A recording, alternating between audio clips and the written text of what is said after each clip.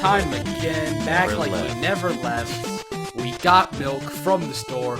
Welcome back. Your two gay dads came back from the store with cigarettes and milk. Both of us went for a separate object, but now we finally returned just in time to make cereal. Yeah, with and cigarettes and milk for your high school prom. Oh, see, and now our cheesy like High School Musical 4 is gonna be beautiful. Ah, yes, my gay dads came back. I'm eating cigarettes. High School Musical 4. My gay dads came back and I'm eating cigarettes. That's the subtitle. Welcome everybody to GrubCast episode 20. Yes, we are almost old enough to drink. That's how that works. That's the big 2-0, baby. Just enough. Boom. We're almost there. Oh yes. And to celebrate 20 episodes, I think that you should come chill out with a bunch of cool Homestucks in our fucking Discord server. Yes. There's so many cool homies in there. Get up in there. Fucking sick. Boom. That's where the real shit at. That's where the real boys are at. There's so many Homestucks in there. But if you want to seem really cool in our Discord server, well, the way to do that is to give us money. Our celebratory 20th episode money that you should give to us currently. The 20th episode tax. Yeah. is gotta give us money on the Patreon. For $3 a month, and you get a sick Discord role. And for $5 a month, you get access to this week's beautiful The Air is In artwork of E.T. and the little Charlie Brown eye. It's pretty great. You get access to that and every episode's artwork for $5 a month. And on the subject of the Patreon, let's thank all of our lovely patrons, of which we have 2 new patrons. What? Yup. It's pretty hype. That's impossible. Now, let me thank our $3 patrons, of which we have nobody. There are none. Wait, no, that's not true. Not Lama. Thank you so much for holding the line for our $3 patrons. And thank you to our 2 brand new $5 patrons. Brand new. Thank you all. Leah and Karak Tooling. Fucking sick. Nice. Thank you so much. And to the rest of our $5 patrons. Lizard King, Changeable Landscape, Ada, Blue Liz, Toby Classic Expert, My Homestuck Dante, and Mia Bowman.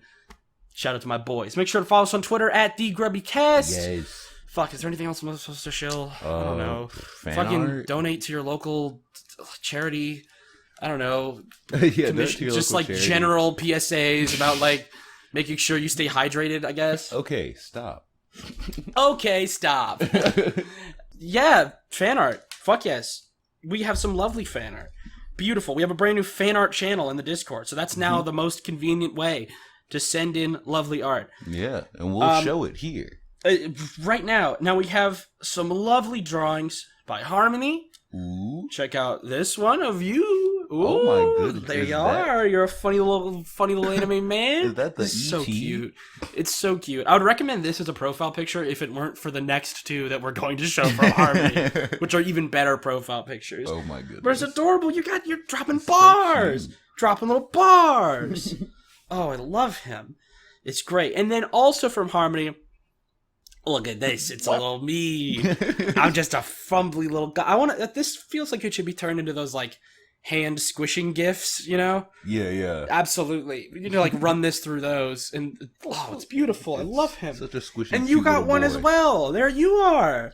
Just a tiny little guy. You know. Thank you, Harmony, for designing our Funko Pops so much. Inevitably, when our Funko Pop line drops, it'll be these. It'll Don't be forget great. our U2s. And yeah, make sure to buy GrubCast U2s. Oh, okay. Now officially making plushies on Makeship.com. You've never heard advertisements for these from fucking 87 billion other YouTubers in the last month. We're the first. We're the first ones. Back in time and released it late. It's just us, yeah. We went back in time. We actually founded Makeship.com in order to fund GrubCast. That's how this works. It was crazy. Thank you so much, Harmony, for all those fucking lovely drawings. Oh, now we got the big boys. Oh shit! It's Columbolton. There I am.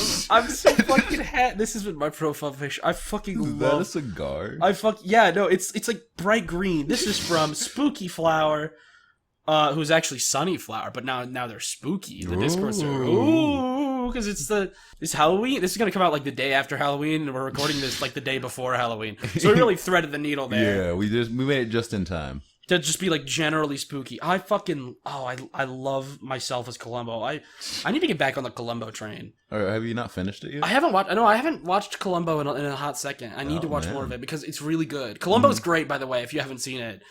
All audience who is really, really invested in Columbo, I'm sure. Yeah. It's pretty awesome. If enough people watch Columbo, we'll change it over to the Columcast. The Columbo cast, yeah. And we're just going to do a whole episode. We could do side episodes on Columbo, for sure. Now we're talking. That would be a great show. This is like a Columbo recap podcast. Fuck yes. Yeah. Say in the comments. At $1,000 a month on Patreon, we will start the Columbo cast. You can hold us to that. Yes, that is canon. A fun little detail about this as well that I like is if you look at the original Columbo picture, there's like a clock in the background, and they turned it into the God tier clock. It's such a fun little detail. Oh, I love it. Thank you very much, Sunnyflower, and the long-awaited from Al on the Discord server. Yowza. GrubCast Comic 3. There it is. All right, little ball dude. I need to ask. Wait, this is you. You need to go. Yeah. All right, little ball dude. I need to ask you a question. Is Jade actually Doc Scratch? I like how you cannot fucking tell. No, yeah. I have no idea what the answer is. Whatever the answer is, you gotta be a light Al player. has kept the mythology consistent by making sure it's completely incomprehensible. No one knows if Jade is actually Doc Scratch. And me lost in not knowing has turned me grim. Yeah, ET is now grimdark, which honestly a little bit racist. Oh, it's beautiful. There you go. Oh, is that me in the back there? Yeah. You got a line. It's the world's most low-res what the fuck ever. What? I just walk in on ET going grimdark mode. I'm just over here like, it's going to do I love it. We need more GrubCast comics. These are fucking incredible. I love them. Oh, thank you so much, Al and Harmony, Sunnyflower, everyone who gave us fan art. That's it. Time for some fucking Homestuck. Stuck it up. Now, dear viewer, you may have noticed from the title of this episode, which will probably be something sufficiently just filled with agony. I might just key smash. The title of this episode might just be me 20. falling asleep in my keyboard. This is going to be a weird episode in which there are not going to be very many nice things that are said. I only have nice things to say, actually. Really? Oh my god. I desperately hope that that's a bit, because otherwise I'm going to be screaming. I'm going to be bitching a lot this episode. But we'll get to that when we get to that. First thing, we get a... God, how excited were you when you saw that we were going to get a whole walk-around Flash as Mina? Oh, I was pretty hype, actually. Yeah, the first time I read the comic, I was like, let's fucking go, big dubs. I love Mina. These walk-around Flashes are hype. This should be a fun time. Little did I know what awaited the horrors that awaited me here. Just being a little angsty fish girl. I will say, this first song that plays is called... A lot of the songs in these walk-around Flashes are fucking sick, and I wrote down a lot of the names. This first one's called Fuchsia Ruler. Yeah. Real good fucking song. And I guess the plan is... Let's get a whole bunch of ghosts together to go fuck up Lord English. That's the plan. Yeah. I'm going to get as many guys as I can, and we're going to jump them. Yeah, we're just all going to jump him in one big go, and it's totally going to work, I promise. It'll be too easy. I know we just destroyed like a planet worth of them. I'll just... But like if we got like 2 planets worth of them, maybe, right? If I had just a few more people, I would probably... Yeah, he's too busy blowing up the first planet of people, and then the second planet of people all jumps out, and we kill him. He's fucking dead. Easy peasy. Easy dubs. Lemon squeezy. Arania has other ideas. Like the first conversation is just Arania saying like, that's fucking stupid. You can keep doing that, I guess. I have a much better plan, which is to find Calliope for some reason. Yeah. Their theory is that he's going through and destroying everything in hopes to destroy Calliope, assuming that this is where she went after they merged. We talked last episode about how like Calliope basically just died in that last episode. It's essentially confirmed here. Like Calliope is now dead, and so her ghost should be somewhere. Wandering through here somewhere. So he's trying to kill her again. Which is all well and good, I guess. All right, here's my first gripe. Here's my first gripe. Okay. That was early. I love Caliborn Yeah. a lot. Yeah. I really do. You named your rat after He's him. my favorite. I named my rat after him. I love him. One of the unfortunate side effects of him being Lord English, Mm-hmm. it does kind of down level Lord English a bit in a way that I think is a bit negative. Because Lord English has, up until this point, been portrayed as like This unknowable force. yeah, like a force of nature, Yeah. right? The causality itself given form. Mm-hmm. And now it's just like a really strong guy, Yeah. which is fine. It humanized him. So it's the same issue with like horror movie monsters. Yeah. The longer they I think exist I know what you're saying, in the yeah. shadows, the more they're like these abstract concepts, and your brain can kind of fill in what they are and what their reasoning is, making it even more scary. Where A Quiet now Place that is we all know- well and good until Jim from The Office finds out that you can shoot them with a shotgun, and then it Yeah. kind of goes like, oh, all It's right. like, oh, these are just things that can Yeah. die and can be killed. Now he's, instead of being chaos incarnate, he's just Caliborn, this very evil and sinister guy, but really silly and goofy. Yeah, like I don't think in Act 5 we would even be discussing the idea of defeating Lord English. Yeah, no. even in a capacity like this, where it's like, okay, well, that's really stupid. You'll never beat him that way. Mhm. I feel like if this had happened in Act 5, it would be like why are we even talking about this? We need to, like, get the fuck out, right? We need to figure out how to survive instead of let's kill him. So I guess it's less of a downgrade and more of just like a trade-off. It's a side grade. Yeah, We yeah. have gained another thing in return. We now have Caliborn, who is the best thing ever made and incredible. But we have definitely given up some of like the mystique and power that Lord English It was a used to carry. Yeah. lateral promotion instead of vertical. All right. I guess we have to talk about Dancestors. Yeah, that's really what most of the section Yeah, is most about. of the section is going to be Dancestors. So all right. We got Kankri. Kankri. We're walking around. This our is the boy. goal. We're walking around. We're gonna find friends, and Yeah. they're gonna Join our army. join our army. Like, we spent a little time where, like, we talked to Rose and Kanai a little bit, but like, it doesn't matter. Nothing. Nothing Whatever. of importance happens there. I would extend that to this whole reading section, honestly. But like, I guess we have to do an episode on it. It did happen. Let me be very clear. I skip this on rereads. Like, I don't play these flashes when I reread the comic. I'm doing it again here Yeah. because of like all right. What do you want to talk about with Kankri? How do you feel about Kankri? So First of Kankri. Karkat and Kankri are in a lovely discussion. I guess like as a character, I think he works in the sense of like, I feel like if Jesus was brought back and made into just like a modern day teenager, this is for sure a path he could end up taking as a person. I guess. Like I could see him being this very like over analytical, like very like almost over self-conscious individual. But like Kankri is a caricature. Like he's not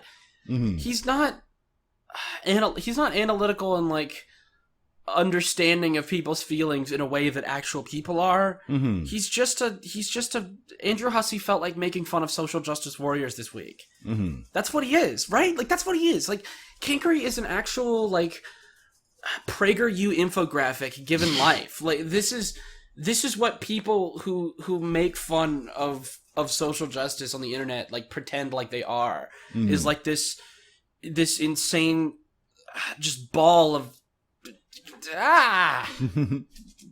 right. Like, okay, we talked about this the other day because I was bitching about Kankri the other day because I couldn't hold it in me. I had to bitch about Kankri. I couldn't wait 2 weeks. In real life, if you offend Kankri will go on a very long diatribe about how that was really culturally insensitive of you. How dare you do that thing? Though it was also insensitive of me to say that you were being insensitive. Yeah, exactly. And it loops back around, and it takes 10 years. But in real life, I offend you in some way. Yeah. And then you go, hey, that offended me in this way, I didn't enjoy it. And then I am either an asshole, or I go, oh, my bad. And that's it. It's done. It's over. It's like the fact that Kankri can continue... And all of this would be justifiable if Kankri was, like, fun to read, but he's not. I didn't even make it through one Dancestor without having to skip dialogue. I couldn't read... Kankri does have the most dialogue, I feel like. No. He's got, like, those pages and pages within one, like, text box. One text box with, like, text that's so small you can't even read it. And I thought that was kind of funny, I guess. But, like... okay, so Kankri's not a character. Kankri is a bit that takes too long and isn't very funny to begin with, and then we move on.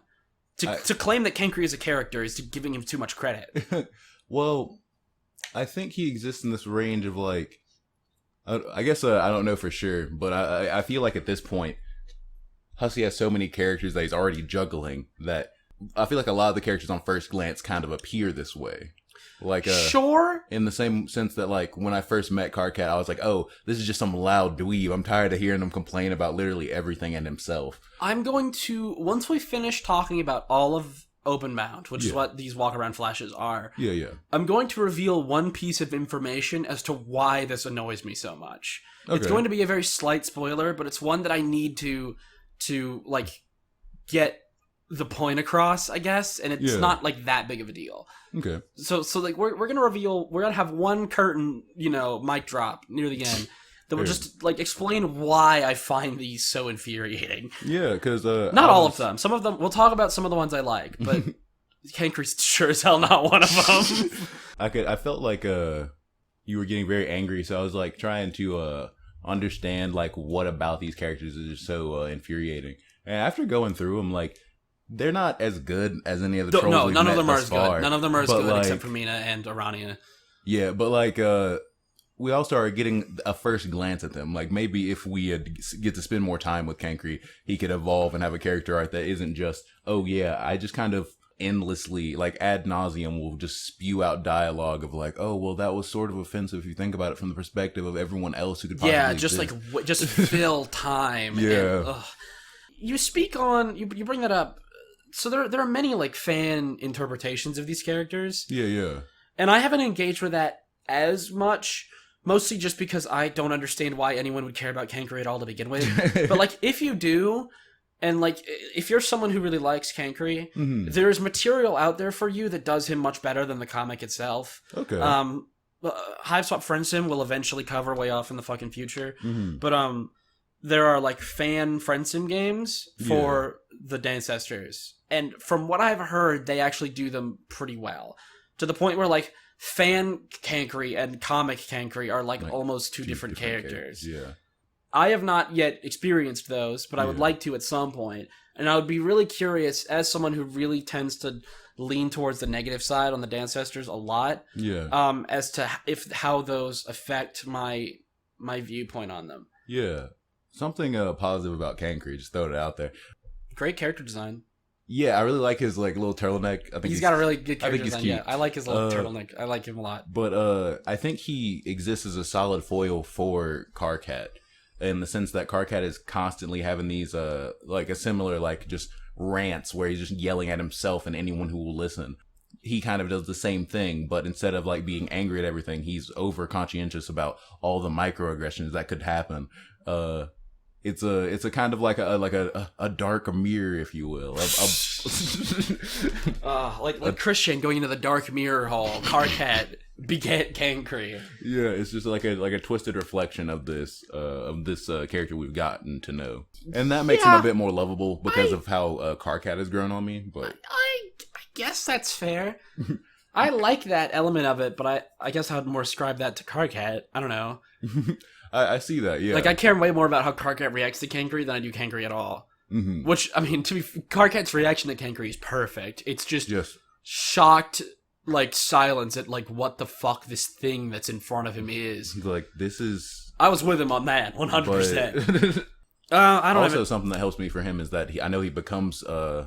badass Jesus, but he doesn't. The alternate universe version of him does. Yeah, I'm saying, like, if you put this exact individual in the situations of fucking I don't know which version of Alternia it is. I want to say A2 at this point. But yes, A2 is Alternia. A1 is before. Okay, us. yeah. If you put this exact guy in A2, he becomes edgy badass Jesus. I guess, yeah. So I can't I'd argue against that. I'd say whatever differences between the two there is just because of where they're raised. I have criticisms of Kankri, yeah. but I don't feel like my criticisms of Kankri are enough to justify the intense rage I have at Kankri. Does that make sense? Yeah. I feel like I'm way more angry at him than I have the right to be. if you I have problems with him that I think I could definitely put him in the bad camp. Mm-hmm. But he's not so bad to justify the intense anger I feel in my heart and soul. Next up is a good one though. Is that Latula? You got Latula, Latula. I'm gonna call her Latula because that's gonna make Toby mad at me. That's the plan. So Latula is like a gamer girl that likes skateboards. Out of if we're taking Arania and Mina out of the picture, I think that Latula is probably the best. It's either Latula or Porrim. I disagree. You don't really fuck with Kanaya? I don't like Porrim. But Latula is fucking great. Cool, but Latula is like a cool gamer girl, skateboard girl. Yeah. She shows up on her skateboard. Is like, yo, what's up? I'm fucking rad or whatever. She's kind of obnoxious, but I like it. Hold on. Yo, I'm the game girl, and I got the score, because I love butt and game hardcore. I'm something but I play to win. Something else, because it's about to begin. I don't remember the other word. She's a game girl. She's a game girl. God, I fucking Game Girl rules. What a good song. Thank you, Toby Fox, for making Game Girl. Okay, oh my god, I forgot about this. If you want to be Latula, she makes you prove that you can do sick grinds. Yeah, you gotta do a sick like trick. on a game design level, I don't like that because it means you have to do a bunch of backtracking to figure out how to make the staircase or whatever. But as a character thing, I love that. She's like, yeah, you can decide to become my consciousness, but you're gonna need to show me you know your way around a sick board. It's fucking cool. If you can shred some serious Noir, then for sure you can be me. Oh, it's great. And when you do get to be her, you do get to have a conversation with Porrim. And Porrim goes on this cringe rant about by trying to show that you're a gamer, then you're ultimately making it seem forced and taking away from the fact that girls could be gamers. And fuck off. Just let Latula be a cool gamer. But isn't that the Knuckles argument? No. The Knuckles are... Oh my god, no. In this case, it's taking away from a thing that's cool and awesome. Okay, Latula is a sick, cool gamer, and she enjoys being that. Yeah. She finds that a fun thing to do. Yeah. But doesn't she and so so in this case, it's different because Porrim's like, fuck you for doing that. You should stop doing that. I don't like that about that. That's bad. And it's like Homestuck. Just let Jane do her puzzles. I like Jane. I like watching Jane do puzzles. Let her have fun with puzzles. Let Latula have fun doing sick kickflips. Yeah, no, I support that. It didn't seem to me like that was the angle at which that conversation was happening at. To me, it seemed more like Porrim was being like, hey, dude, I'm really glad that you're doing you and you're happy, doing skateboarder shit. But you put so much pressure on putting up that persona and making sure everyone knows that's what you are, that it almost feels fake, like you're forcing it. And doesn't Latula say something to that effect of oh man, I'm glad I can actually bring it down and kind of talk to you one-on-one and just kind of be myself instead of having to put up this facade. It's who I am, but she is kind of amping it up a bit is how I was taking it. And then she was like, that's I see true. that, I like her less. And I'm with you. I like Latula less if that's true. I don't, Wait, what? How? Yes, I like her less now. I just like Latula being a weird cool skater girl. I find that way funnier than this. I don't like any of the Dance Sister teen drama bullshit. I don't like it. There's so much of it, and I don't like it. And part of what I liked about Latula is that she almost seemed to exist outside of that. Of yo, fuck, you guys can figure out who you're fucking or whatever. Yeah. I'm over here doing my sick kickflips, and it's awesome. I mean, she's still doing that. Which that's is still good. A part of her. She's still the best, even after now I like her less. She's still the best one, and great, and I love her. I agree. She's the game girl, bitch. She is sick. Yeah, no, she's fucking rad. But I don't know. I guess she's also, I guess, dating the Solix ancestor. Yeah. She's dating the. Oh, we'll talk about him. Man, that dude is. Yeah, she's dating Matuna. We'll talk about Matuna. We're gonna have a little conversation about Matuna. Porrim, yeah. Porrim is Kanaya again. Yeah, she's Kanaya ancestor, and she's like the edgy one. I guess. She's got a bunch of tattoos and facial piercings. These are things that you could say about Porrim. Yeah. Yeah. Are you starting to see my problem with Porrim? I think there's basically nothing to Porrim. I think Porrim is an empty husk. From henceforth, I will be referring to her as Skinwalker Kanaya. Skinwalker Kanaya doesn't do much. She sits around.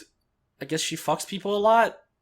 She does fuck a lot. I guess. Like, Porrim fucks. Yeah. Skinwalker Kanaya fucks people. Let that be, that never be in contention. And, she is a vampire.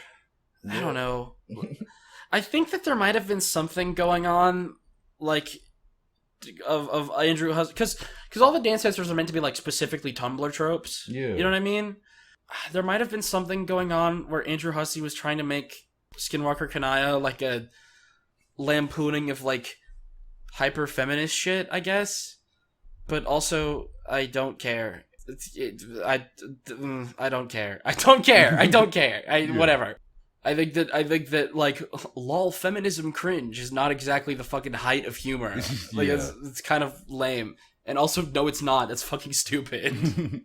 I think just as a Porrim as a character, I'm trying to think of like things I would attribute to her. Yeah, right? She does seem That's what I'm saying.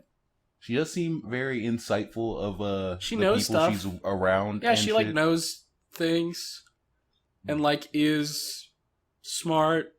Yeah. And fucks people. And fucks. She and fucks is a vampire. And is a vampire. She's like if Kanaya had nothing that made her interesting.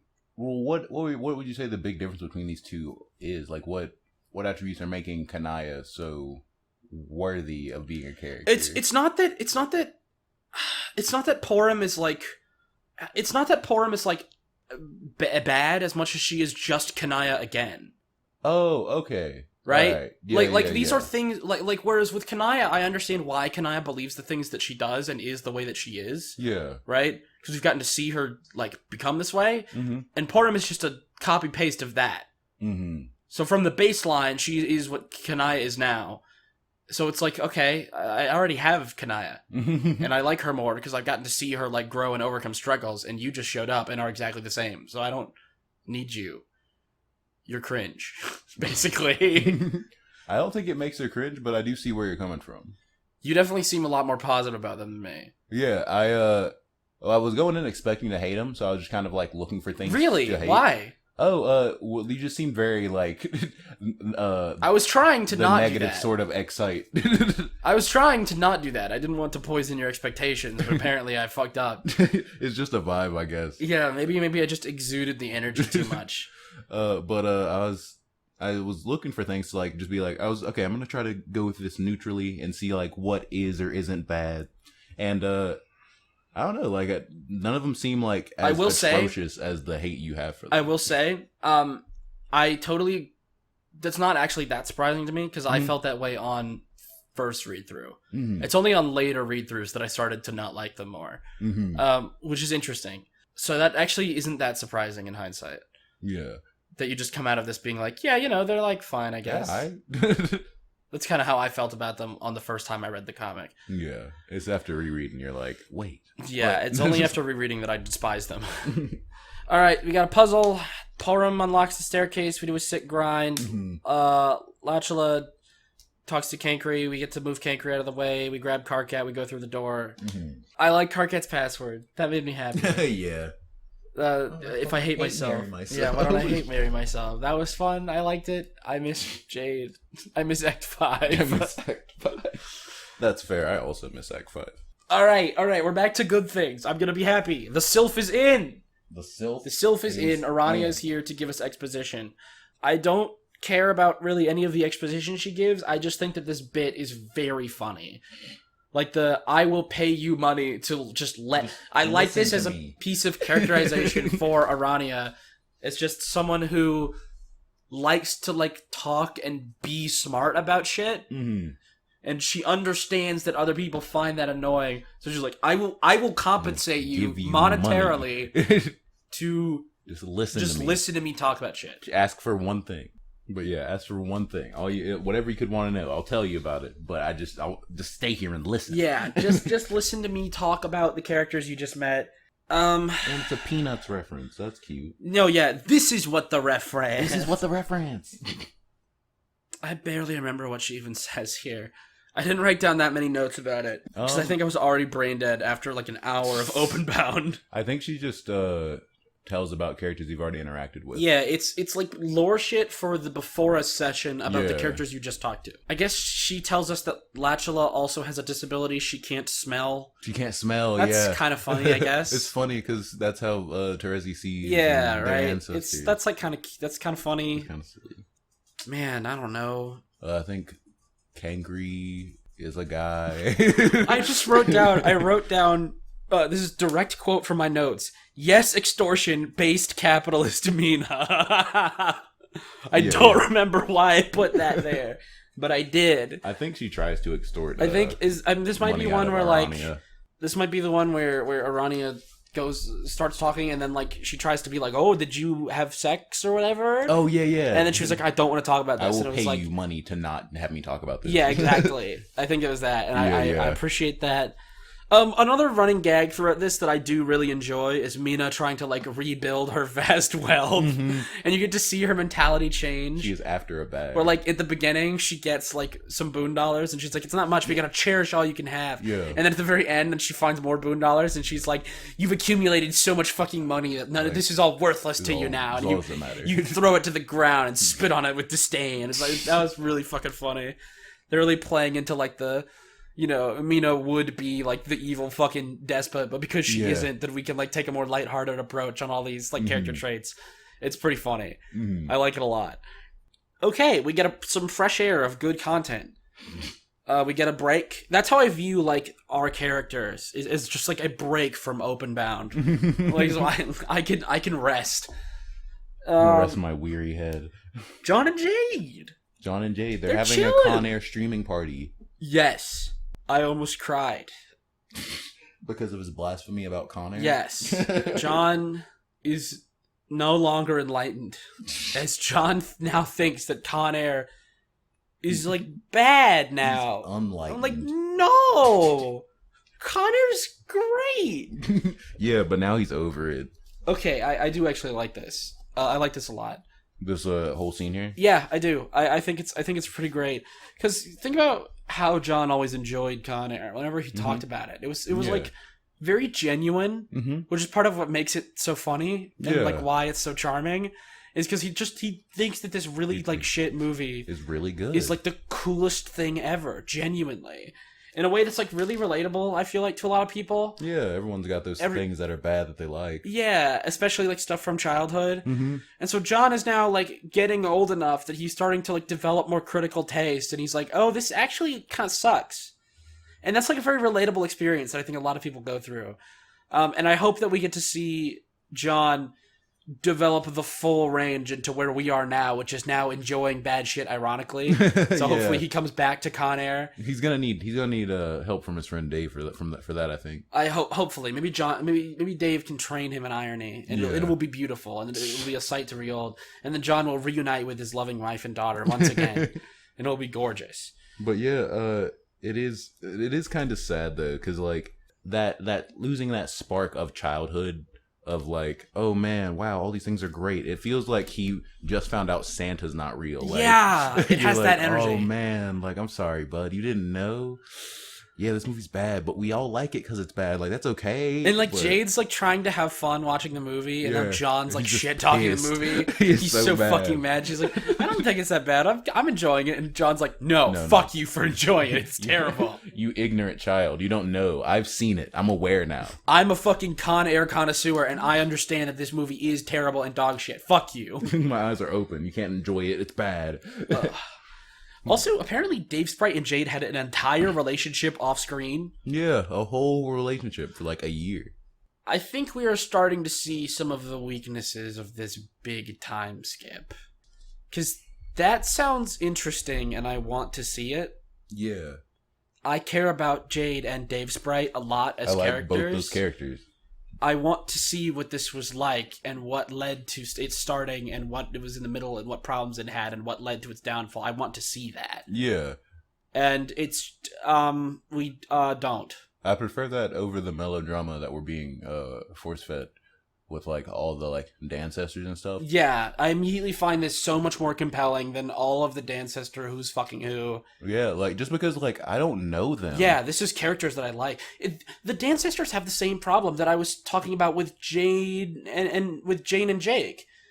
How like their crushes are just being tacked on as character elements for them. Yeah, yeah. Right? Of like, but this is like a development of characters that we already knew and loved and appreciated that have now moved in a romantic direction. I want to see that. I want to see why that happened and like what that led to. Yeah. But we just kind of don't. Yeah, we brush over it and it all happens off screen. But I don't know. I can't think of why that would be the choice to make when everyone seems to be invested in your older stuff. But maybe it's like an act to remove yourself from that further. I really think it's the 3-year time skip is not any more like deep than we need our characters to be the same age. I really think it's that simple. And then these are just like kind of the necessary consequences of that decision. Because at the end of the day, if you have a time skip, your characters don't go into fucking stasis. Yeah. Things are happening to them. And if we check in on them during a time skip, we have to see what's going on. But I guess you almost now have a problem where like if you make up something too interesting, now all of a sudden that's an issue. Yeah. But like if you don't show us anything interesting, then why are we here? I don't know. I almost think it would have been better as much as I like checking in with our old characters. I think from an objective level, it might have just been better to completely not see them until they get there. Yeah. That way we wouldn't have to feel like we're missing something. And then when they do show up, it would be like this beautiful, like, finally. Sweet, like, oh my god, all my boys. Like we've been waiting to see you. Yeah, yeah. And it would almost, I think, put us in the shoes of our new characters better as well. A lot of the alpha kids are like, oh my mom's coming, right? I'm about to meet my grandma. And now it'll be, we're now waiting for their arrival with them because we also care about these characters.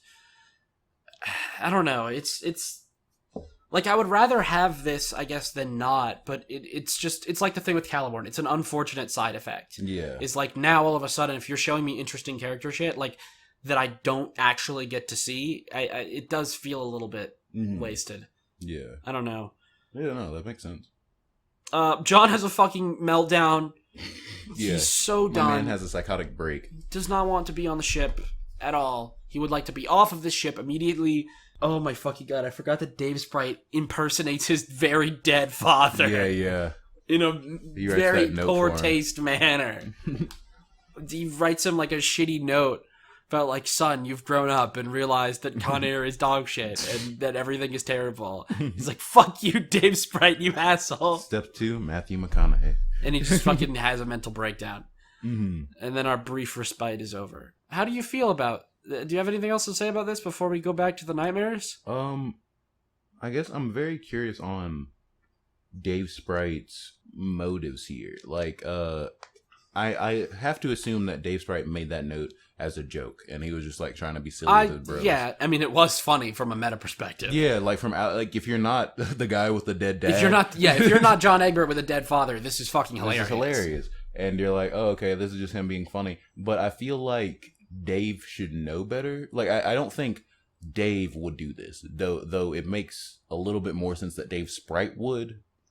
Yeah. Just because our Dave is currently going through this mental stuff of like, oh, my fucking young teen dad just flew off and he's about to fucking pop back up and I don't want to have to face that. Like, we were so close and it was weird. Like, I feel like he would respect and honor that relationship that John had with his father more than Dave Sprite does. Yeah.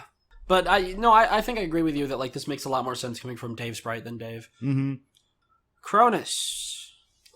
Oh yeah, fucking greaser Aridin. He's like a playboy, but like racist and an incel. Racist and an incel. That's a and rough. He's like a SoundCloud combo. rapper, I guess. Did they so say really, that? yeah, no, he tries to get me to like listen to his SoundCloud raps. So really, he's channeling you energy. Cronus is the real ET here.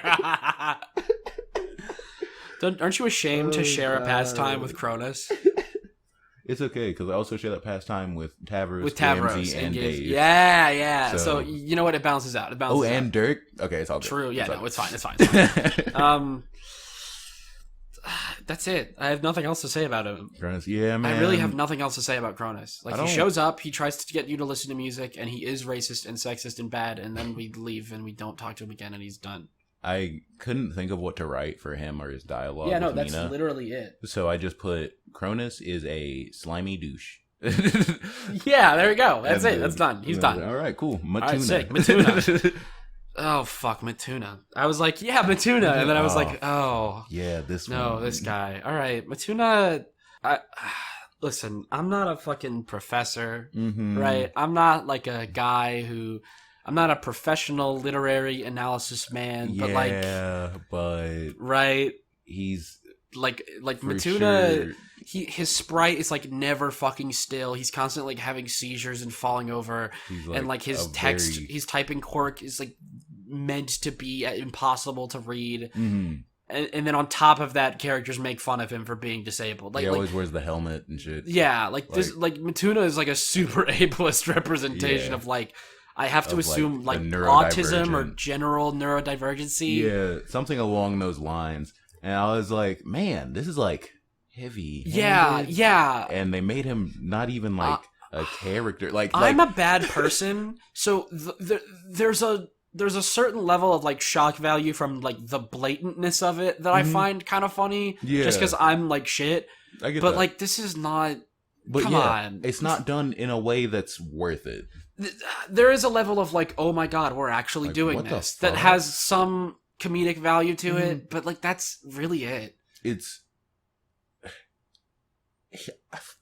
yeah, I love that. No, that's perfect. The pure confusion that happened right there. That's what Matuna is. Yeah, man. There's a level of like, why did you do this? Why did you think this was a good idea? Why? Yeah. And okay, so Sullux, I had a whole character arc with how I felt about him, and now I'm on the camp of like liking Sullux. Yeah, exactly. By the end of that journey. Sullux is pretty sick. Yeah, I think he's pretty dope. And I think that when we talk about his like backstory of his ancestor and like the whole like arc of like Carcat Jesus and shit and all that, he's put in that ship.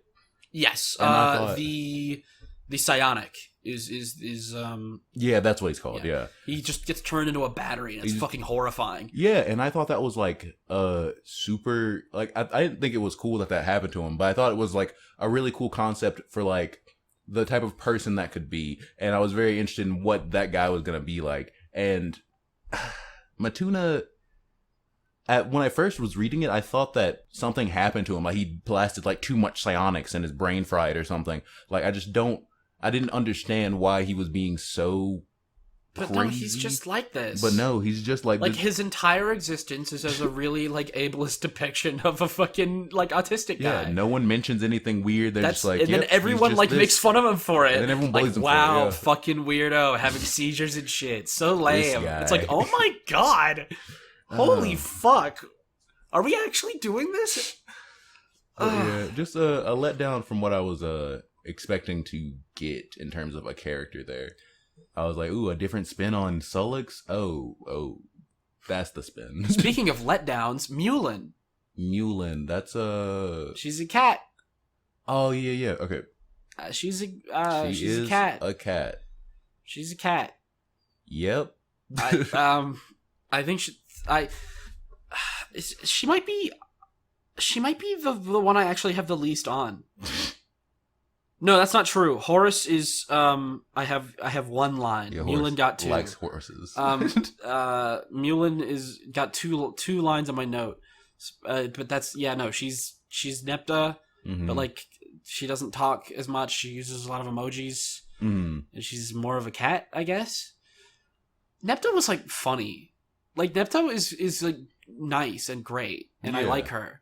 And like the weird shipping wall is like genuinely fucking hilarious. This idea that she has this like Excel spreadsheet that she writes on the wall of her cave that she religiously updates with potential pairings of all of her real life actual friends. She ships her real friends. That's funny. That's funny. Yeah. Meulin talks in gifs.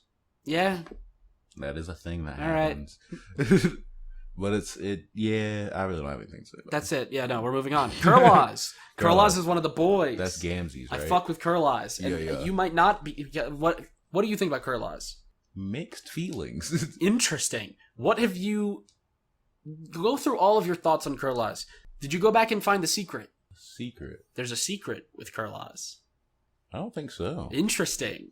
The secret's what makes me like him more. Okay. Kurloz has shit going on. What's the secret? I want to hear your unfiltered thoughts first, and then I will destroy them all with my vast knowledge. Surprisingly enough, I really don't have that much on him. He's just like a quiet clown boy. Quiet clown boy. Yep, he's a quiet clown boy. The mime version of Gamzee. Yeah, he's super quiet, right? Not much going on with him, huh? Is there? You know, he's me and Meulin are hanging out, being friends. I don't have any negative feelings about him. Right? Yeah, nothing's going on there, right? Fucking wrong. So, as Meulin, you can go off to the right. You can activate a dream bubble, and you can find the cod piece, the last piece of Gamzee's fake god tier outfit, because it is fake. Oh, okay. That's what's revealed here. Okay. You can, if you go up to and give this to Kurloz as Meulin, Meulin and Kurloz both start talking to each other. Meulin very likely being controlled by Kurloz. Like being mind controlled. And they essentially just have a very open discussion about, like, I am working for Lord English, I am assisting him in his great work, and, like, Gamzee will be his instrument by which to, like, perform his will. And then you assemble the COD tier outfit and give it to Gamzee while he's still talking. So, essentially...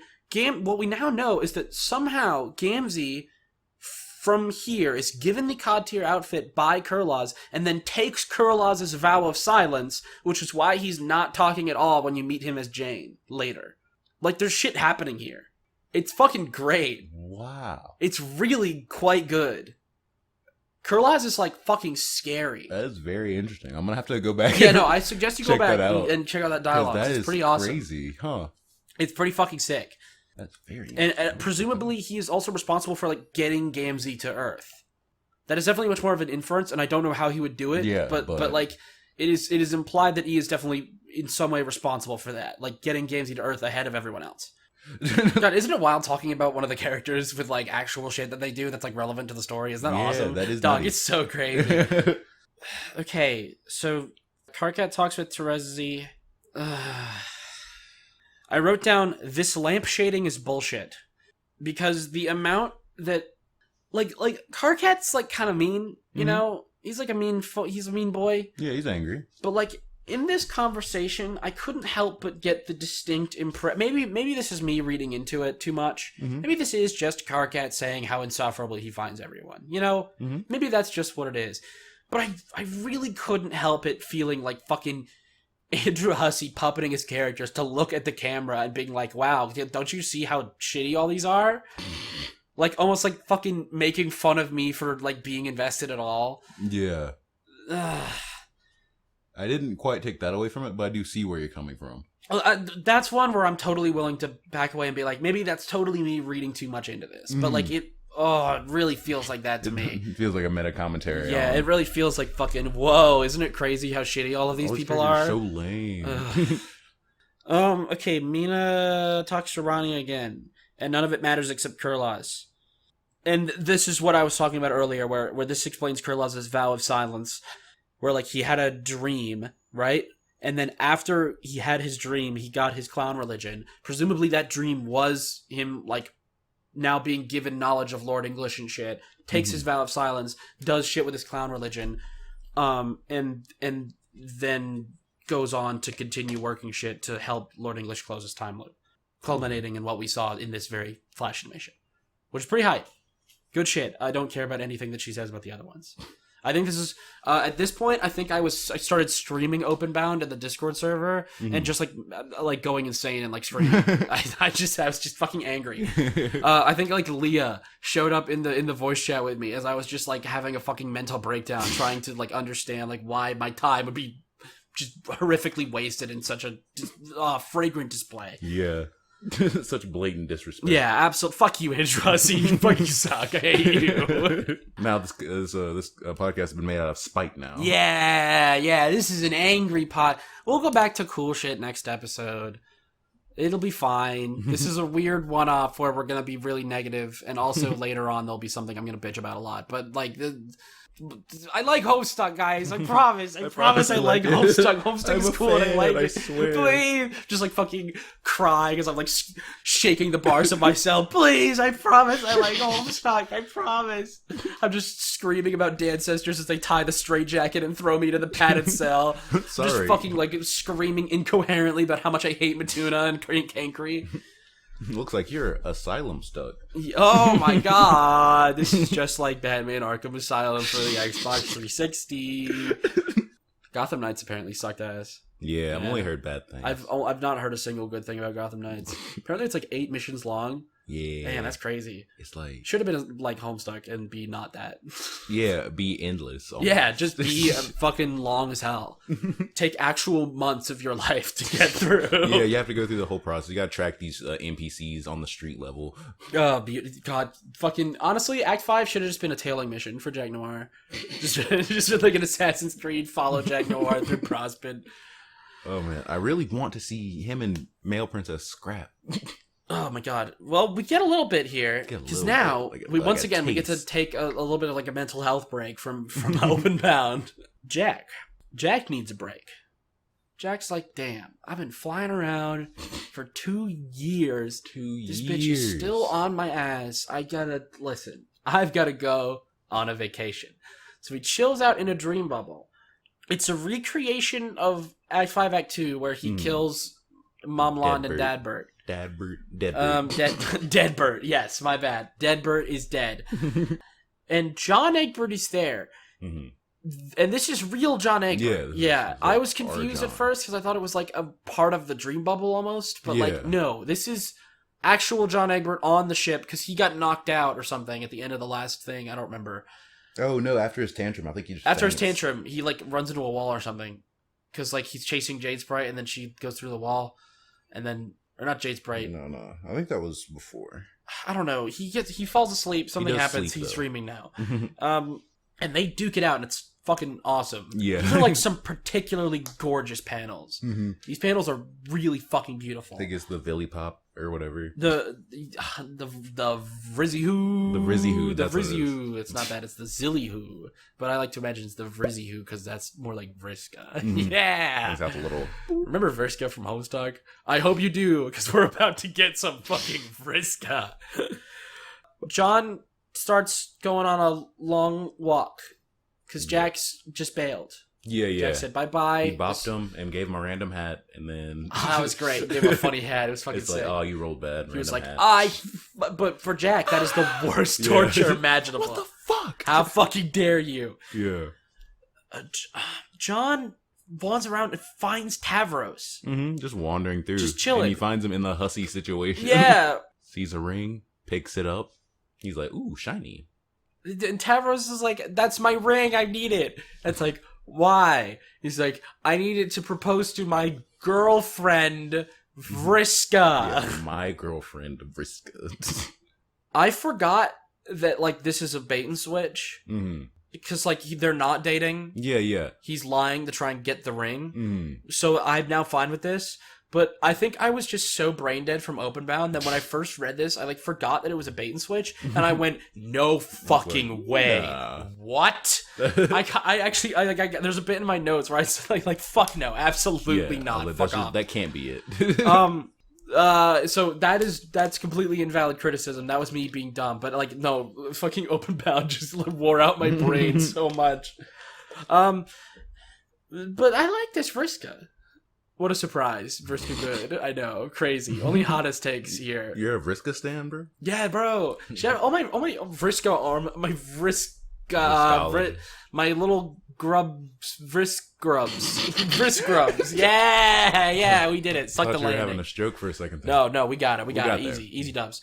Vriska in this is like kind of great, as she's just kind of wandering around, and in that big conversation, she very much, it's like an extension of what we saw before, like right after Tavris Sprite exploded, where she's like, yeah, I got murdered, but, that was fine, because I was being, like, the worst, and, like, kind of evil. Deserved it. I super deserved that.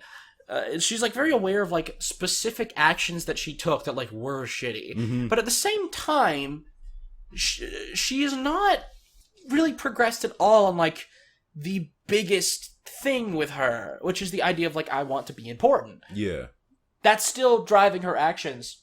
And it's still doing it in a way where she isn't really caring about, like, how that drive affects other people at all. Yeah. So she's still, like, a very flawed character in a way that's consistent with her previous character, despite the fact that she's also progressing to become a, like, better moral individual. Mm-hmm. In a way that's interesting and cool, and I like it. Shout out Vriska. Let's go. Vriska dubs. Something weird that I noticed was if you rebubble some shit, you'll get like little like text blocks saying whatever, like, oh, this one popped off and you got so many fans and shit. What? You know what I'm talking about? No. Am I crazy? I might just be missing something. Like you like rebubble those bubbles? Rebubble? Oh, the e-bubbles. Yeah. I don't care about the e-bubbles. But they may be plot important. They're not. They're not. They're not. The e-bubbles don't... No! Don't keep me in this hell. I was talking about Vriska and you brought me back to OpenBound, you fucking whore. I hate you. Oh, no. They could be plot important. This is fucking GrubCast episode 20. Molten dies. He has a tantrum and then shits his pants. Okay, fucking... Oh yeah, but it said if you did something or another, you can come back to life. And I just wasn't sure if that was a real thing or not when I read it. And when I read it, I was like, hold the fuck up. There are methods by which characters can come back to life. What? I don't remember if the bubble is foreshadowing that or not. That's crazy. I don't know. I might have given too much away. That's insane. There were, I'm not going to tell you any more than that, but like I've said it before, way before we even started Homestuck, when I was just selling it to you, I was like, death is a thing that matters, but also characters come back to life a lot, and there are various different ways to come back to life. Yeah. Sprites are one of them. I was thinking about all the making out. Yeah, like there's lots of different. This will continue the trend. There are even more ways that characters can be revived. God, no one's really dead unless their ghost. Unless their ghost gets killed by Lord English. We actually had to fucking introduce double death to give shit stakes again, which is kind of like hilarious and great. Oh no, he died. That's something that's like so terrible that it loops back around to like I love it. You know? Yeah. It's like there's so many different ways to become undead now, but like not in a zombie way. That now we had to introduce a mechanic by which to kill your ghost.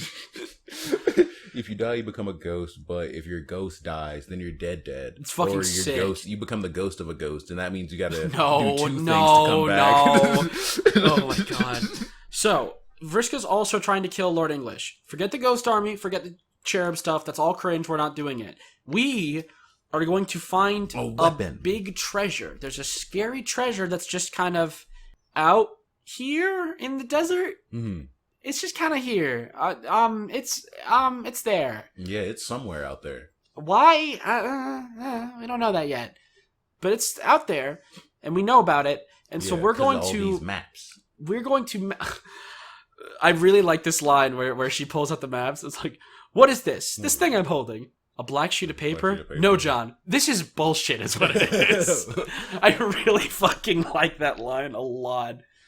And so as Lord English breaks shit, we can now use that as a frame of reference because the furthest ring is inherently like impossible to track shit. But because Lord English is breaking unreliability, he is creating reliability, which is kind of like a cool concept that I like and is sick. Yeah, no, that's interesting. On like a metal label. Blah, blah, blah. Now, we don't care about the cherub thing, but we need to convince him that we do care about the cherub thing and know where he is so we can guide him to break shit that we need him to break to find the big treasure, which I can only assume is just like an AK-47. Yeah, just like a gun in the middle. Yeah, Bam. Yeah. Bam. And then we fucking kill him and he's dead. Problem solved. Boom. Easy. I think there was another part of this that I thought was funny as well, where it's like, Tavros, bring me these charts, and he just like dumps them on the ground like 10 feet like from 10 her. feet. It's like, yeah, Tavros, All right, put here the you go. pile over there. That's really helpful. That's and where great. I needed that. Thank you. We got more OpenBound. Yeah, we get back in the open. To be fair, this one is the one that I have the least to talk about. Rufioh is kind of okay. I fuck with Rufioh. Yes, I you know what? If I was forced to like Rotten Tomatoes style give a thumbs up or thumbs down on Rufioh, I'd put a thumbs up on Give him a Rufioh. thumbs up. So that's like what, 3? I like Rufioh, Latula, I like Latula, Kurloz, and I like Kurloz. yeah. Yeah, I think That's 3. that's all of them. That's not 3 out of 10. Not bad, I guess. Shouldn't there be 12 of them? Oh, minus Yeah, we're not counting one Amina thing, and Arani Amina. in this discussion. But Rufioh, yeah, he's like Tavros, but if he was more sociable, I suppose. If he got Yeah, he's like If he Tavros got if he all got these nasty premium premium bitches. Yeah, exactly. 100%. Tavros, or Rufioh is, I like Rufioh. He just seems like I want to hang out with Rufioh. yeah, right? He does seem pretty cool. I just want to like chill and play some Fidu Spawn with Rufioh. That sounds so sick. That does sound like a fun time. He seems like just like a nice dude who is friendly and everyone else thinks he's friendly and cool. How the fuck did he end up with Horuss? How did that even happen? I don't know how he and Horuss ended up being a thing. Right? Like, they just don't seem like... But I think that more has to do with the lack of Horuss being a guy. character, Speaking yeah. of which, Horuss. He likes horses. I wrote down one line about him. He's equus, but he smiles even though he's angry. Yeah. He's like, yes, happy boy, but really he's an angry boy. Yeah, I think he's got a cooler character design than Yeah. Equius. I disagree. I think I like Equius' the only- character design. the only way Those they... panels of like Equius, like when he's drawn in hero mode, he's like the only one with like actual muscles and shit. Yeah, He's- yeah. no, Equius looks fucking awesome. Don't fucking don't test me on this. Horuss does have a really cool character design though. I think the only thing that would improve it is if his goggles broke, but he built like de-strengthening gloves. So That's he's just pretty like, hype, yeah. these gloves make you weaker in case you're too strong to do I regular things. kind of like that. That's kind of cool, I guess. All right, you know what? Maybe Horuss does have another thing to say about him. He makes cool robots, but Equius already made cool robots. Yeah, but he didn't do it good. He doesn't have Yeah, he de-strengthening did. gloves. He didn't work around his biggest weakness, which I guess is like his endless strength. Yeah, I guess why wouldn't he? Why wouldn't he? Like He clearly has enough technical know-how, and God, you're telling me that with some de-strengthening gloves, Equius could have been using the bow and arrow this whole time? Yeah, he could have actually had a bow and arrow instead of Man. breaking it in half every time. All right, fuck you, Horuss, You know, he's just for reminding me what I could have had in another life, in another time. Damara. Okay, Damara is... Mario. Oh yeah, she speaks in a language I don't understand. She speaks Japanese. She speaks Japanese. She speaks Google translated sex jokes into Japanese. Oh, That's all she says. Yeah, That's all she says. You want milk served to you? How? Yeah, it's That's all. what That's Horuss her said. entire. That's what. That's Damara. She says sex jokes. Is that But it? in though? Japanese. That's it. That's. But why? Is she just like mad horny? And if so, why? Yes, she is. And If so, to your second chill. question, whatever. She's. Some people say that she's racist. That's might be the case. I feel like if that is true, it's a lot less blatant than Matuna, right? Yeah. Because like I don't see anything directly tying her to being like I'm not sure what negative thing they're trying to say about Japanese culture with Yeah, I don't know. her. I guess like I assumed she was just speaking Japanese, and I assumed she was a horny shitty as fuck. joke about anime as opposed to a shitty joke about Japanese people. But I just thought she was just a shitty joke. yeah, I mean, she is that as well. I don't didn't know. think it was necessarily related to her being Japanese or Whether or not she's anime racist, stuff. she's not funny, and I don't care about That's her. true. So who I can gives a support fuck? that. I still never know what she was saying. I'll have to look up what she was saying, but like, it doesn't seem. It's like... not worth it. It's not worth your time. All right. So with that, that's every Dancestor. That's all of them. We have done all the Dancestors. We have met all of them. Nice. And I need you to understand that your time was stolen from you. None of them matter. None of them matter. The ones that matter are Mina and Arania, the ones we already had and liked. None of these new ones matter at all. Yeah, they never show up again. Damn. They don't do anything of importance to the story whatsoever. They don't matter. You could cut them all. If we had never met them, we'd be short an entire episode. This whole reading section would be gone, and nothing of value would be lost. Except for Rufioh. yeah, that actually. But I wish OpenBound was Bruh. 3 flash animations about Rufioh. Are you telling me that couldn't have just been like in a flash animation, like by itself, like really short? Huh. Just like a cutaway? Or just have Gamzee make the suit himself? Yeah, actually, either of those things. Yeah, Actually. like, they don't matter. They don't matter. And this is why I hate them. Is because I don't find them entertaining or funny. Yeah. On a surface level. Mhm. They don't have that, like, Caliborn effect to them where I find them just fun to read. Yeah. And they also are a complete waste of time. And if either one of those was true, then that carries the slack for the other one. Even if they're all exactly the same as they are portrayed here, but they become important later, this is now justified, even if it was a slog to read through, right? If they never become important again, but all of them were just banger jokes right after the other, It'd be entertaining and worth it. then it'd be fine. Who cares? Like, yeah, this was like a weird little cutaway, but it was 3 hours of me having tons of fun in these flash animations. But it's nothing. It's a blatant theft of like the few seconds that you have on our fucking decaying round Earth that have been stolen from you by Andrew fucking Hussey. He took them and locked them away in his time vault to laugh at you for. Ugh. Oh man, I blame actually Lord English. He's running the story now, so this is all the fault of Fuck. the main villain of the series, who is the Lord of Time and stealing your time even now. That's my spoiler. That's my spoiler. Is that like I don't want you waiting for this to be justified. I don't want you wondering when we're gonna see Dancestors again. Yeah, when 'Cause, they're like, gonna do a thing. They're never going to do a thing ever. And I understand. I think why he did this. I think that the Dancestors are in the story because if they weren't, people would ask to see them. We want Mina and Arania because they are important. They will do shit, right? Yeah, they'll actually move. But the now story that somewhere. Dancestors have been established as like a thing that could happen, I guarantee you people would ask him like, oh, are we going to see the other ones? Where are the other ones? Can we see the other people? So he's like, fine, here they are. And I guess I can feel for that. You know, this idea of like, well, I'll get this out of the way so you don't have to talk to me about it.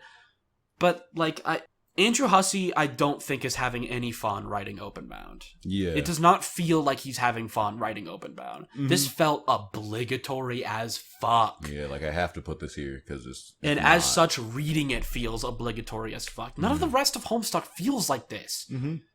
It's like it almost feels oppressively cynical in a way that I find like hard to describe, and will not feel this way. Like we're gonna get back to normal shit next week. We're gonna have some cool stuff at the end here that we're gonna talk about once we're done wrapping up Dancestors. Yeah. And it's like fun again, right? It's just OpenBound that is. There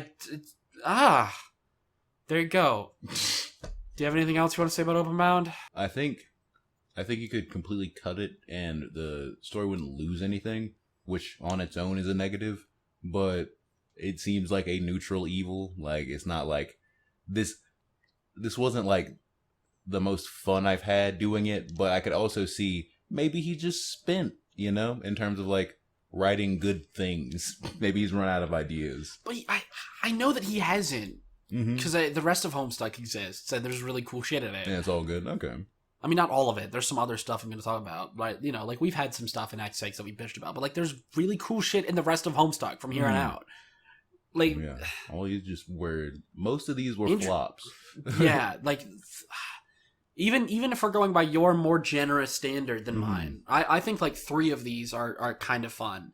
But, like, I think you said, like, what, like 5, maybe? Yeah, probably like 4 or 5. That's a 50-50 shot. That's 50%. That's an hour and a half.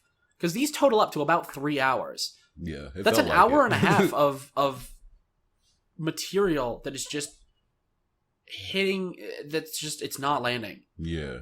All right. That's it. We don't ever have to talk about OpenBound ever again. Thank fuck. We're done. We're done with it. We did it. Yeah. Let's go. Yeah, let's go. We're back onto the meteor. And you know what? This felt like I was being offered something by the universe, and in a way that I appreciated. It felt like I was being rewarded for my patience, for my endurance. You slogged through, and now this you're on the is other side. Dave is doing some sick raps, and Rose is fucking wasted. Yeah, man. Sloshed. Oh my goodness. She's looking like Roxy over there. And drunk Rose has some pretty great dialogue, because like she essentially loses all filter, so she's just this outpouring of information, because Rose has a mind like a fucking encyclopedia. Yeah. But like it's all very loosely and tangentially connected, so it's just her going fucking everywhere with info, and Dave being like, "Oh my fucking god, you are so drunk, holy shit. So drunk. You are a very drunk 15-year-old. Oh my god." Why are you so drunk? Oh, I'm Yeah. nervous about my date. She's nervous about her date. Come on. Right? That's great. And then Kanaya just like walks in and is like, "Oh my goodness, what the fuck?" Oh, and then like she freaks out, just like, "Oh no!" And Kanaya's like, "It's okay, don't worry. We're just gonna go on a walk. It's gonna be nice." And then leave, and they start talking. They're just having some conversation. Gamzee and Terezi are in a hate relationship. Yeah. Which, I have a lot of questions. Yeah, I mean this definitely feels very similar to the Jade Dave Sprite situation of like, I guess that won't be elaborated on because it's in a time skip. Yeah, that's a lot to talk about though. Like, I wouldn't have seen that. Yeah, and they kind of talk about like auspicism and, you know, being in a club's relationship and how that differs. And that's pretty cool. Get some of that insight. And then, Kez! Yeah! Right? Come on. Come on. Adorable, yeah. It's so cute. And then I think Rose falls down the stairs. Oh, yeah. It's funny. It's lighthearted. I warned you about those stairs, man. But, You should not get warned about those stairs. Yeah, I like this so much. It's sweet. It's a It's sweet so wrap-up sweet. for the section. It's not a wrap-up. We got one last thing to talk about. Oh, I love it. That makes me happy. I like fucking cheered alone in my room by myself when that happened. I was like, yeah! Yes! You know what I said before that Homestuck was like bad? You know what? Homestuck's pretty good, actually. Actually, now that I think about it, Homestuck's pretty sick. Oh, yes. Mini Strife! Mini Strife. That shit was crazy. What you got on the Mini Strife? Ooh! So Mina and our Vriska are beefing hardcore about who has the better plan. So much so that they're going to have their whole armies come up and fight to the death. It's time for Total War Homestuck. It's happening. I know we're fighting Lord English right now, and that's a threat, but let's fight to the death here. And all the little ghosts show up, and they all have talk a lot, and they just kind of yell at each other. There's so many ghosts, and then it's interrupted by... So many ghosts. Calliope? Maybe? Huh? I don't know for sure. Is that Ghost Calliope, or is that like a weird fanfiction she wrote? It's unclear. It's a weird fanfiction she wrote, but also I get the vibe as though it's real. It's unclear at this point. But I'm not going to tell. I'm going to keep... You will not get my secrets. Just because, what was it? John woke up, like, right after? Yes. On that next page? John wakes up, and John has the ring. Which is weird. I don't It understand is why. weird. The ring is a magic ring. Yeah, but hasn't this exact similar thing happened before? Like he woke up with the ring in his dream self's hand, and then he popped up there without it. No. When he was with WV, The mayor has the ring. He gives it to the mayor. He never wakes up with the ring. He gives it to the mayor. Oh, when he's jumping that gorge and it falls in the river. Yeah. No, like when he had that and then it. Phoop. Oh, you're right. There are some differences between this ring, but I guess no, you're right. That's actually kind of arbitrary. This is a different type of ring. That's like a prospect. Actually, I don't know. I genuinely don't know. Sure. When we get more into the ring, no, you might be right. Actually, that might just be a plot hole. Huh.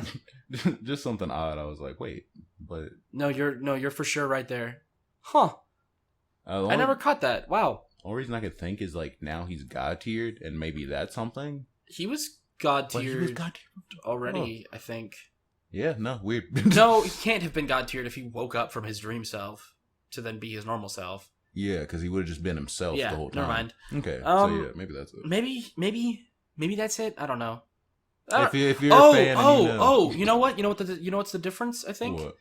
this is a dream bubble, not your dream self. Reminder: those are two different things. Yeah. Those are two different things. Okay. When you dream as a god tier, you go to a dream bubble. So, like for example, right? Yeah, when you dream without a dream self okay.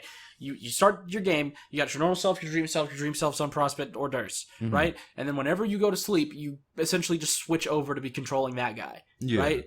Whereas in the dream bubbles, you go to be asleep and then you essentially like project yourself into the dream bubbles, right? There was not like a version of you that was already there that you are now controlling. It's just like a new projection of you.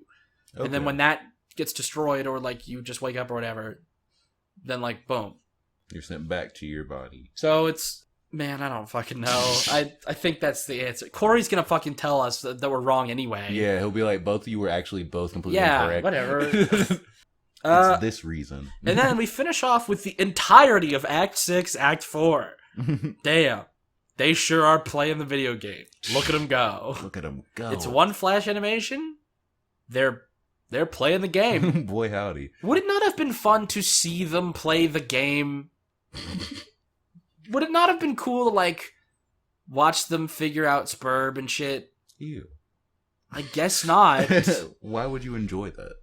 That's it. We're done now. That's it. We're done now. Right? Like, that there you go. Okay, yeah. Now we just have to sit here and, like, contemplate what reality is. Yeah, what we just went through. Final thoughts in this whole section. Man. Yeah, fair. There's some good stuff in there, but none of it is in OpenBound. But there's very... Except for Latula, she's cool. Yeah, Latula's pretty sick. I got that kiss was great. It made me really happy. It really did feel like a reward from the gods for my fucking strength and courage. And that's about it. Yeah. Yeah. We're gonna get some cool shit next time, and that's nice. But this week was not it, Chief. It was mid. That's very generous. That's me being really sweet. Yeah, that's you being really sweet. It was mid. I would go so far to say that this is the first like reading section of Homestuck where I'd be like, this is bad. And one of the only ones. It's not like the first as if this is going to become a pattern. I think there's only one other time where we're going to have an episode where I'm going to be bitching this much. Like this is, most people consider this to be the worst point in the entire comic. And I might agree. It'll depend on when we get to that other point how angry it makes me. I think this is one of the worst that I've experienced thus far. Like either this or like when we first meet the kids, but then we got to meet Dirk and I was pretty hyped about it. Yeah, So. I really am interested to read those like fan friendsim games about the DANCESTORS, because I would love to see if they like redeem them in any way. Because I really don't understand like the fan space's attachment to like Kankri, for example. Like the fan space really fucking likes Kankri and a lot of the DANCESTORS, and like I just don't get it. It really just flies over my head. So I'd be really interested to see like some of the more fan interpretations, see how they handle him. Yeah, like how he could be as a character when he's not just constantly. Yeah, when he's not just like Andrew Hussey trying to make a shitty SJW punching bag. Yeah. So, all right, that's it. Yeah. Uh-oh. Uh-oh, is that Kankri? Oh, no! I was quick. We need to stop talking about it. He's gonna talk our ears off. He's gonna...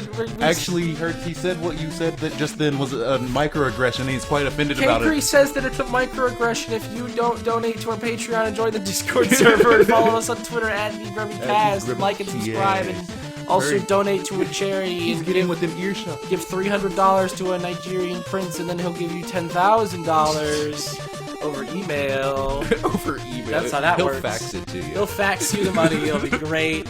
You can print it out and then cut it out and put it in your wallet. It'll be like play money. Everyone will love it. There you go. That's it. Goodbye. Bye. The GrubCast.